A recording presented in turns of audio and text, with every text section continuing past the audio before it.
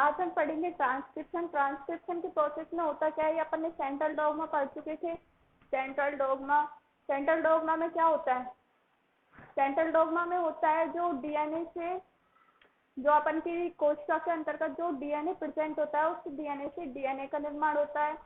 और जो डीएनए होता है उससे जो आरएनए का निर्माण होता है उसको अपन ट्रांसक्रिप्शन बोलते हैं।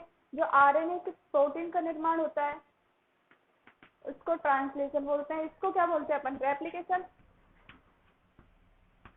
प्रतिकृतिकरण, इसको बोलते हैं अपन ट्रांसक्रिप्शन।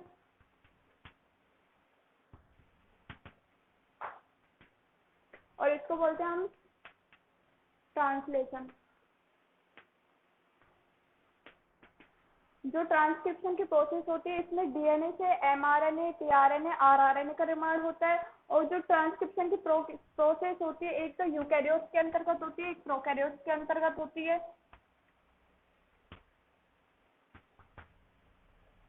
Eukaryotes, prokaryotes. और जो यूकैरियोट्स होते हैं उसमें जो ट्रांसक्रिप्शन की प्रोसेस होती है वो होती है न्यूक्लियस में। और जो इसमें प्रोकैरियोट्स में जो इसकी ट्रांसक्रिप्शन की प्रोसेस होती है वो किस में होती है? वो होती है साइटोप्लाज्म में, कोशिका द्रव्य में। साइटोप्लाज्मा के अंतर्गत प्रोकैरियोट्स में होती है। और जो यूकैरियोट्स होते हैं उसमें न्यूक्लियस, ये न्यूक्लियस कहाँ होता है? ये न्यूक्लियस होता है कोशिका के अंतर्गत। उसमें इसकी प्रोसेस जो होती है वो न्यूक्लियस के अंतर्गत होती है। अब जो ये प्रोसेस होती है ट्रांसक्रिप्शन की प्रोसेस होती क्यों है? मेनली जो ट्रांसक्रिप्शन की प्रोसेस होती है वो जो आनुवंशिक सूचना होती है, जेनेटिक इंफॉर्मेशन होती है, उनको केंद्र से कोशिका द्रव्य में भेजते हैं। उन प्रोसेस को भेजने के लिए जो प्रक्रिया काम में आती है उसको अपन ट्रांसक्रिप्शन बोलते हैं।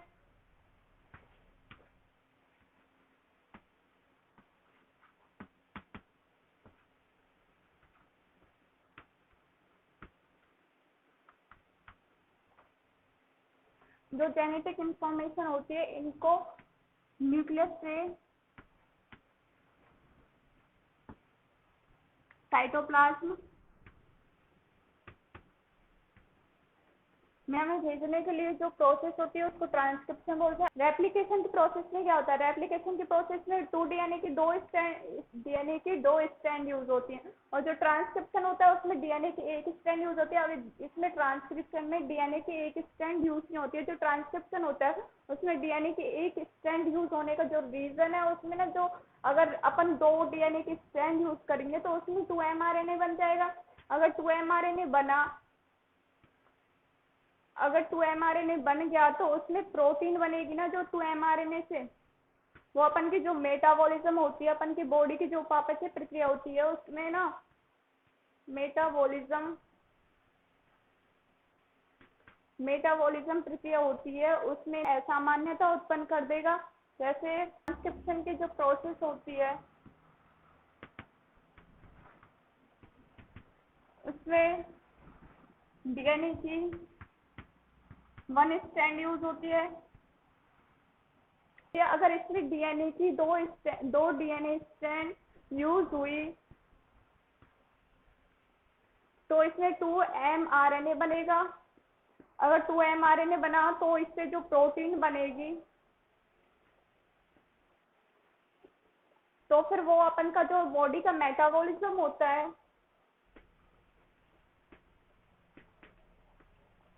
उसमें असामान्यता उत्पन्न हो जाएगी। जो ट्रांसक्रिप्शन की प्रोसेस होती है उसमें डीएनए की एक स्ट्रैंड यूज होती है। अब इसमें डीएनए की 2 स्ट्रैंड यूज क्यों नहीं होती? जो डीएनए की अगर 2 स्ट्रैंड यूज हुई तो एक स्ट्रैंड से एक mRNA की स्ट्रैंड बनेगी, कोडिंग हो गई। और जो दूसरी स्ट्रैंड है डीएनए की 3' या 5', और इससे यहाँ से 5' यहाँ 3'। अगर आरएनए की 2 स्ट्रैंड बनेगी mRNA की तो इसमें जो उसके बाद ट्रांसलेशन होगा, उसके बाद जो प्रोटीन बनेगा उससे जो मेटाबॉलिज्म होगा अपन के बॉडी का उसमें असामान्यता उत्पन्न हो जाएगी। इस वजह से डीएनए की ओनली 1 स्ट्रैंड यूज होती है ट्रांसक्रिप्शन में। सेकंड रीजन ये है, अगर इसमें डीएनए की 2 स्ट्रैंड यूज हुई तो डीएनए के 2 रज्जुक बनेंगे, डबल लड़ियां बनेंगे, मतलब 2 mRNA, मतलब कि mRNA का डाइमर बन जाता है जो कि द्विरज्जुक होगा। अगर वो द्विरज्जुक होगा, डाइमर बनेगा, तो द्विरज्जुक आरएनए एमआरएनए बनता है, फिर उसका ना आगे ना ट्रांसलेशन संभव नहीं हो पाता है। इस वजह से डीएनए की इसमें केवल एक स्ट्रैंड यूज होती है और एक स्ट्रैंड से ही बनता है। अब इसमें जैसे अपन की ये डीएनए की स्ट्रैंड है 3' 5' और ये दूसरी स्ट्रैंड है डीएनए की 5' 3'। अब इसमें ए टी जी सी ए सी ये अपन की कोई स्ट्रैंड। अब इसका अपन का जो कोडिंग होगी दूसरी स्ट्रैंड की डीएनए के, अपन रेप्लिकेशन में पढ़ा था, ए टी से जुड़ता है, ए टी से जुड़ता है, टी ए से, जी सी से, सी जी से, ए टी से, टी ए से ये जुड़ेगा। अब इसमें जो अपन के एमआरएनए की स्ट्रैंड के मतलब कि जो ट्रांसक्रिप्शन होगा उसकी कोडिंग होगी, इसमें एडेनिन थाइमिन से जुड़ता है नॉर्मली। पर इसमें जो एमआरएनए की स्ट्रैंड बनेगी आरएनए में क्या होता है, थाइमिन के स्थान पर यूरेसिल आ जाता है, तो इसमें यूरेसिल से जुड़ेगा। इसमें टी तो ए से जुड़ेगा, ये सी से, जी से, जो ए है वो यू से, ये ए से। अब इसमें दूसरी स्ट्रैंड की कोडिंग होगी, तो इसमें टी किससे जुड़ेगा, ए से, और ए है वो यू से जुड़ेगा, सी जी से, जी सी से, टी ए से, और ये यू से। अब इसमें जो दो स्ट्रैंड बनती है ये अपन का ये डाइमर हो गया। ये एमआरएन की जो स्ट्रैंड बनी है ये डाइमर बना है। अब अगर ये डाइमर बन गया तो इसका जो आगे ना जो ट्रांसलेशन नहीं हो पाएगा,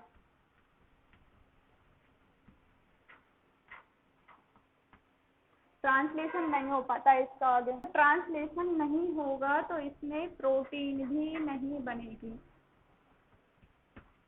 हम पढ़ेंगे ट्रांसक्रिप्शन यूनिट।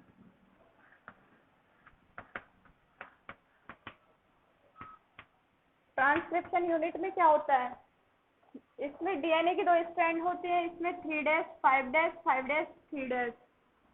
इसमें 3' 5' 5' 3'। और इसमें ये इस स्थान पर प्रमोटर होता है जहाँ से कि ट्रांसक्रिप्शन का स्टार्ट होता है, जहाँ से ट्रांसक्रिप्शन स्टार्ट होता है यहाँ पर टर्मिनेशन पॉइंट होता है टी। अब इसकी जो ये वाली रज्जुक होती है 3' 5' जो ये रज्जुक होती है, इसमें क्या होता है, ये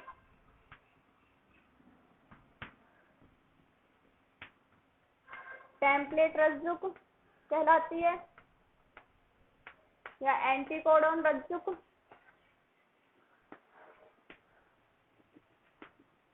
या क्या कहलाई थी ये नॉनसेंस रज्जुक। ये सेंसेबल नहीं होती इसलिए।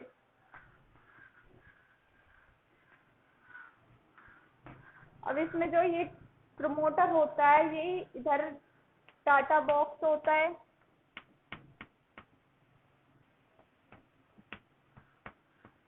10 बेस पेयर का। और इसमें जो एक प्रमोटर होता है यहाँ से क्या होता है,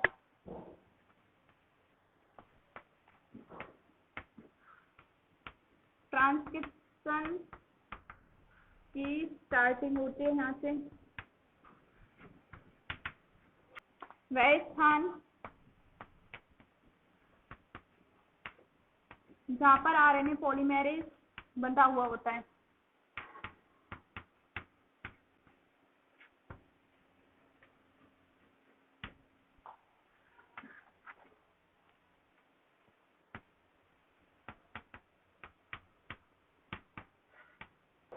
यह जो यहाँ से यहाँ तक का भाग होता है वह स्ट्रक्चरल भाग होता है, स्ट्रक्चरल पार्ट होता है। यहाँ पर जेनेटिक इंफॉर्मेशन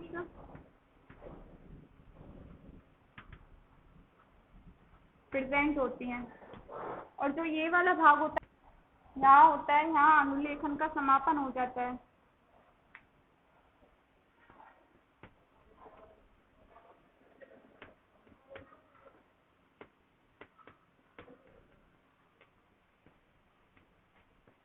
और जो ये वाली रज्जुक होती है इसको हम नॉन टेम्पलेट रज्जुक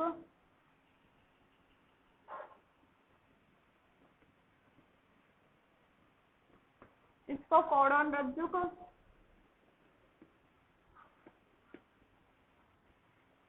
बोलते हैं। और जो ये वाला भाग होता है यहाँ पे, ये जो होता है इसको डाउन स्ट्रीम,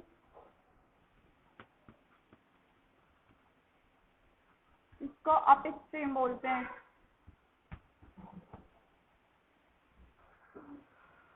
अब इसमें जो अपन ने ये पढ़ाई, जो ट्रांसक्रिप्शन की यूनिट है, इसमें क्या होता है, डीएनए की 2 स्टैंड होती है, 3' 5' और 5' 3'। इसमें क्या होता है, प्रमोटर होता है, टर्मिनेटर होता है। जो प्रमोटर होगा वो क्या करेगा, ट्रांसक्रिप्शन का स्टार्टिंग करेगा।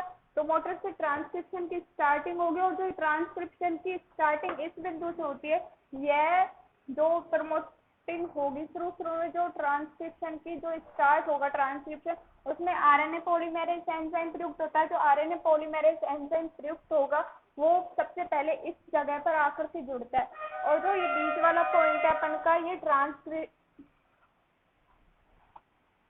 और जो ये बीच वाला पार्ट है अपन का, ये ट्रांसक्रिप्शन यूनिट के अंतर्गत स्ट्रक्चरल पार्ट होता है, जो जिसके अंतर्गत जेनेटिक इंफॉर्मेशन प्रेजेंट होती है, आनुवंशिक सूचनाएं प्रेजेंट होती है। जो टर्मिनेटर पार्ट होता है, यह अनुलेखन का समापन करता है। मतलब इस बिंदु पर जो ट्रांसक्रिप्शन हो रहा है उसका समापन हो जाता है। और इस वाली रज्जु को तो जो 3' 5' जो रज्जु होती है, डीएनए की स्ट्रैंड होती है, इसको अपन टेम्पलेट रज्जु, एंटी कोडॉन रज्जु, नॉन कोडॉन रज्जु या एंटी सेंस रज्जु बोलते हैं।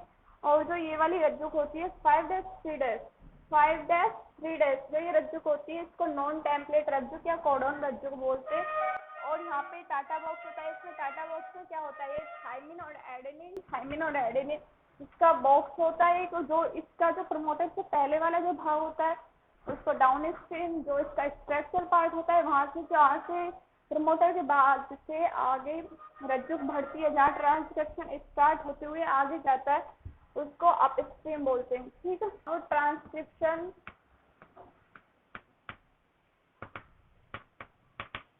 इन प्रोकैरियोट,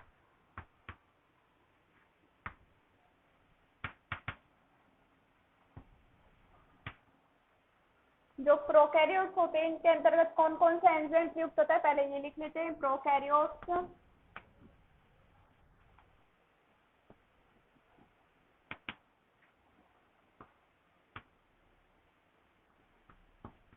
इसमें आरएनए पॉलीमेरेज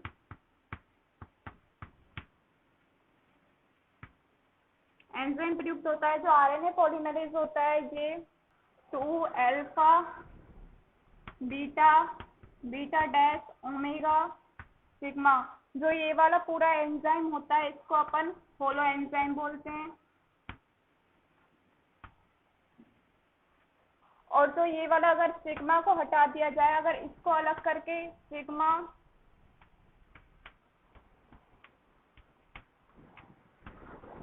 इस एंजाइम को कोर एंजाइम बोलते हैं।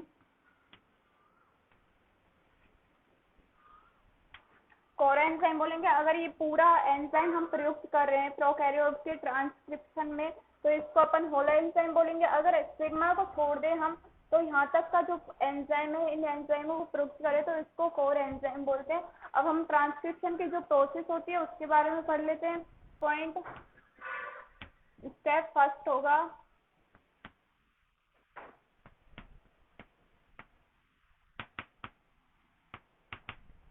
प्रारंभन।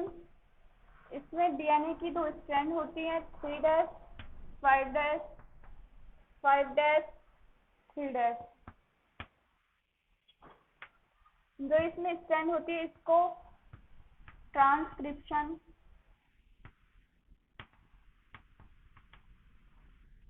इनिशिएशन पॉइंट बोलते हैं। और यहाँ से सिग्मा एंजाइम प्रवेश करेगा, यहाँ से ये आरएनए पॉलीमेरेज होलो एंजाइम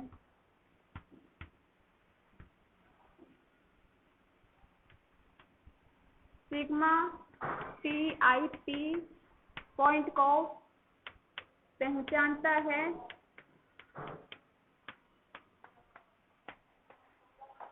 तथा ट्रांसक्रिप्शन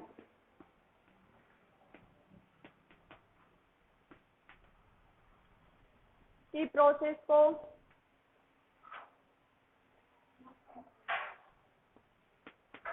स्टार्ट करता है।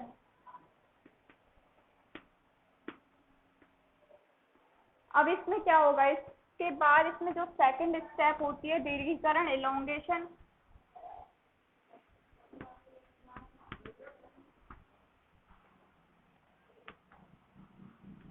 स्टेप सेकंड एलोंगेशन में क्या होता है, इसमें जो सिग्मा है वो निकल जाएगा और इसमें जो कोर कारक है, फैक्टर है, वो प्रवेश करेगा। तो इसके बाद जो ये होगा ना, इसकी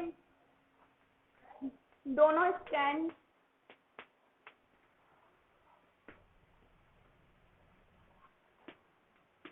को छोड़ा देता है और इसमें जब ये प्रवेश करेगा तो इसकी आकृति कुछ इस टाइप की हो जाएगी। से एमआरएनए का निर्माण होता है। इस प्रोसेस में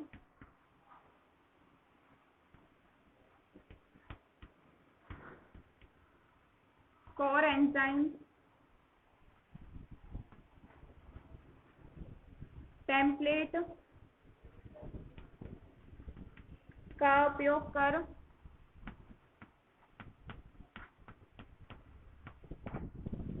एमआरएनए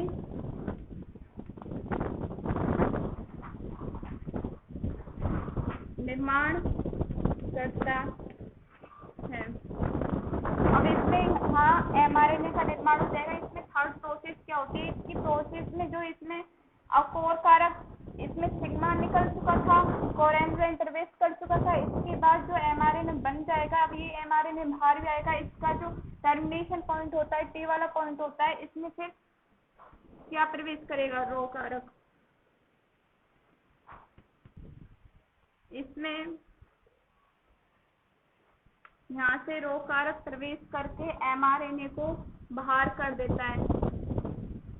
ये स्टेप थर्ड होती है। इस चरण में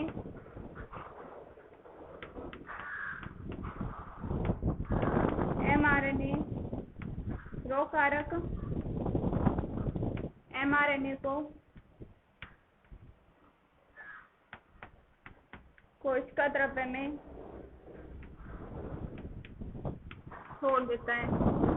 अब इसका प्रोसेस मेनली होता क्या है, इसमें ट्रांसक्रिप्शन की जो प्रोसेस होती है, इसमें इनिशियल पॉइंट होता है। इसमें ट्रांसक्रिप्शन इनिशियल पॉइंट को ढूंढते हैं। इसमें कौन ढूंढता है, रो। इसमें सिग्मा कारक ट्रांसक्रिप्शन इनिशियल पॉइंट को ढूंढता है। इसमें टीआईपी को पहचानता है तथा ट्रांसक्रिप्शन की प्रोसेस का जो स्टार्टिंग ये करता है सिग्मा कारक। और इसमें दोनों स्टैंड के जो ये बीच की दूरी होती है, दूरी को बढ़ा देता है। इसमें जो सिग्मा होता है वो सिग्मा के साथ साथ अल्फा, बीटा, बीटा डैश और ओमेगा होते हैं। इसको पूरे को होलो एंजाइम बोलते हैं। ये होलो एंजाइम होता है, वो बाद में सिग्मा कारक सेकंड स्टेप में निकल जाता है। जब सेकंड स्टेप में निकलेगा तो इसमें कोर एंजाइम प्रवेश करेगा और सेकंड स्टेप में क्या होगा, ये एलोंगेशन की प्रोसेस होती है।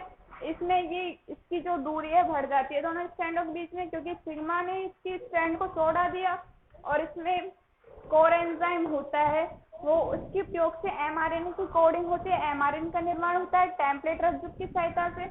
और फिर इसमें रो कारक प्रवेश करेगा, वो टर्मिनेशन पॉइंट के टाइम पर प्रवेश करेगा और इसका टर्मिनेशन हो जाएगा। इस चरण में क्या होता है, जो रो कारक होता है वो एमआरएनए का निर्माण हो चुका था, अब इसको बाहर कोशिका द्रव्य में निकाल देता है। जो प्रोकैरियोट्स होते हैं,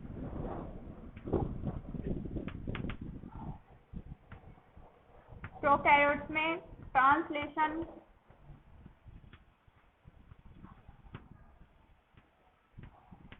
और ट्रांसक्रिप्शन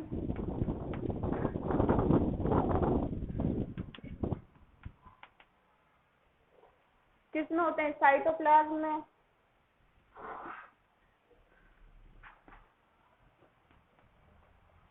इसमें विभागीकरण नहीं पाया जाता।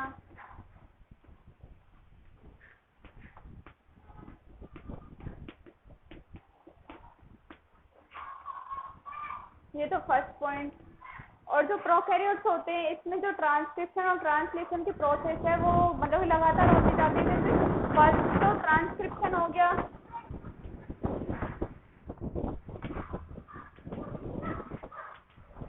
सेकेंड इसके बाद तुरंत ही ट्रांसलेशन हो जाता है क्योंकि दोनों कोशिका द्रव्य में होते हैं।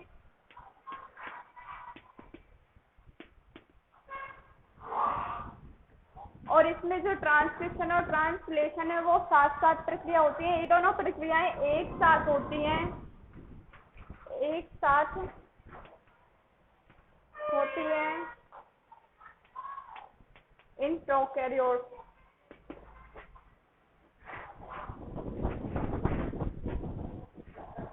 अब एक साथ होने के कारण इनमें इंट्रॉन्स mRNA में इंट्रॉन्स प्रेजेंट होते हैं। ठीक है। अब जो प्रोकैरियोट्स होते हैं उसमें ट्रांसक्रिप्शन और ट्रांसलेशन की जो प्रोसेस होती है वो साइटोप्लाज्म के अंतर्गत होती है। इसमें ना कोई विभेद नहीं होता। इसके तुरंत बाद ही ट्रांसक्रिप्शन के बाद ही ट्रांसलेशन की प्रोसेस स्टार्ट हो जाती है और ये एक साथ ही होती है। अनुलेखन और अनुवादन एक साथ होता है। तो इसमें जो mRNA होता है उसमें इंट्रॉन्स में प्रेजेंट हो जाते हैं। ट्रांसक्रिप्शन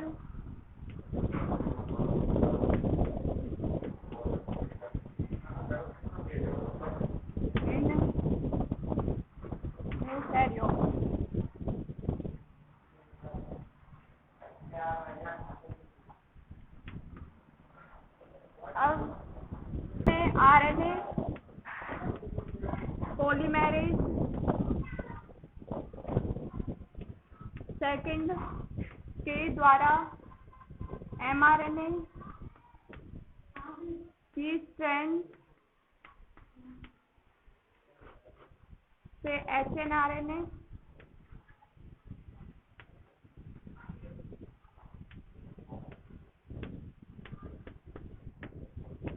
heterogeneous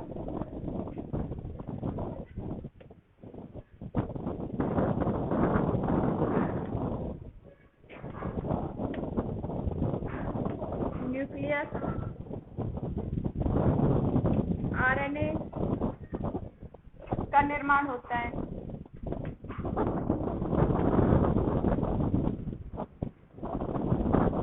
इसमें DNA जीन स्प्लिट व्यवस्था होती है।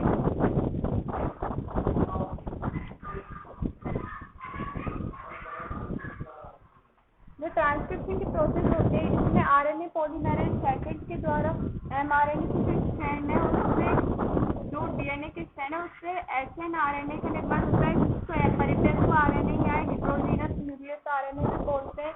इसमें DNA की जीन स्प्लिट व्यवस्था होती है। मतलब जीन स्प्लिट व्यवस्था क्या होती है, इसमें एक्सॉन्स और इंट्रॉन्स दोनों प्रेजेंट होते हैं। एंट्रॉन्स और एक्सॉन्स दोनों क्रमबद्ध मतलब कि क्रमागत रूप से DNA की स्ट्रैंड में प्रेजेंट होते हैं। फर्स्ट स्टेप क्या होती है, स्टेप फर्स्ट, इसमें जीन स्प्लिट व्यवस्था होती है 5' 3'।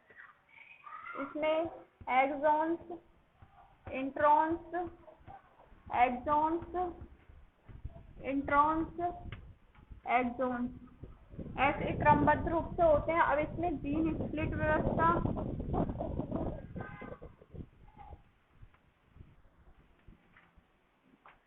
अब इसमें RNA का मॉडिफिकेशन होता है।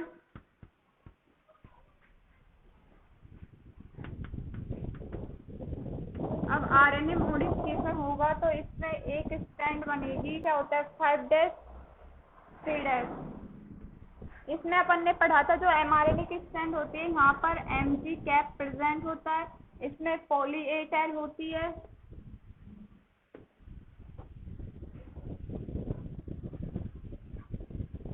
इसमें पॉली ए टेल होती है क्रमबद्ध रूप से, मतलब आगे एडेनिन एडेनिन एडेनिन होता है।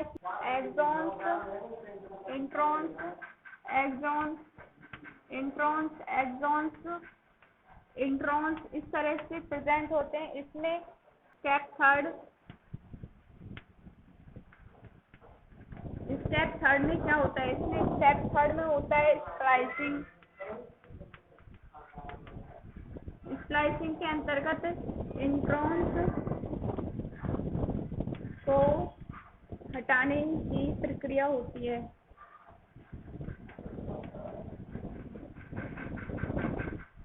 फिर इस प्रोसेस के अंतर्गत स्प्लीसियों क्रिया के अंतर्गत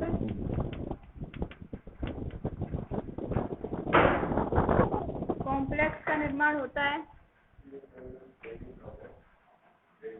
अब इसमें SNRUP भी बोलते हैं इसको, small nuclear ribo nuclear protein. ठीक है, इसमें क्या क्या होता है, कॉम्प्लेक्स बनता है इसमें स्मॉल न्यूक्लियर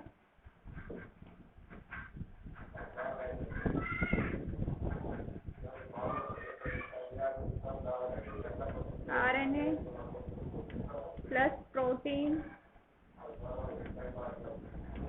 प्लस इंट्रॉन्स होते हैं। अब इसमें क्या हो जाएगा, इसमें इस प्रोसेस में यहाँ लिख देते हैं, इस प्रोसेस में ये लूप टाइप का बन जाता है, E1 E2 E3, और जो ये थे इंट्रॉन्स थे ये लूप टाइप के बन जाते हैं। स्टीलियोसोम कॉम्प्लेक्स है।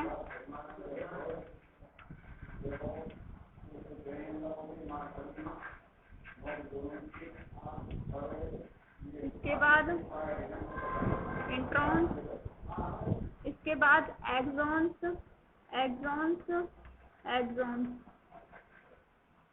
ये 3' ये 5' 5' 3' MGPPP poly A टेन। इसमें ये परिपक्व RNA बन जाता है।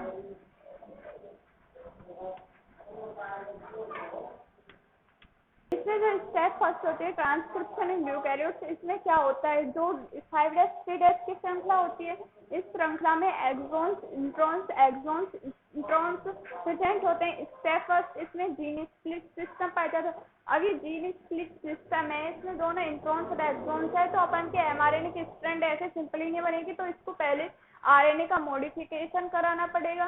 जो RNA का मॉडिफिकेशन कराते हैं उसमें अपन ने RNA की जो स्ट्रक्चर पढ़ी थी उसमें क्या पढ़ा था, RNA के स्ट्रक्चर में हमने पढ़ा था MG कैप होता है, मिथ्योनिन गुआनोसिन कैप होती है, और लास्ट में जो 3' होता है उसमें पॉली A टेन होती है, मतलब कि इस पे एडेनोसिन होता है, और एडेनोसिन